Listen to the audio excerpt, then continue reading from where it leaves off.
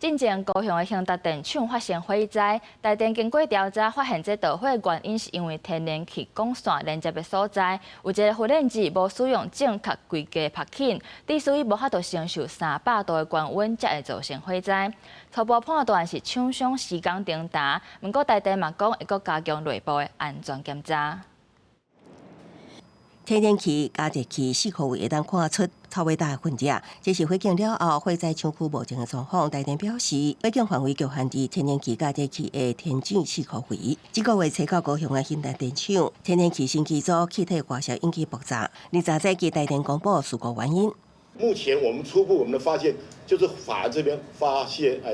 产生了一些泄漏。在9月10号当天的早上，我们去看，没有看到它。台电表示，初步判断火警原因是升机组天然气加热器下游管线设备有一个发电机无使用正确规格密封的拍紧。伊伫头一摆使用天然气加热器的时，将温度升悬到297度了后，将出气体外泄，加上空间亲像有高温火管，还是静电火星引起火警。将临时垫片换装为正式金属垫片的这个环节里面，我们认为应该是在这里出了问题。所有的这个建造的规划跟计划，所有的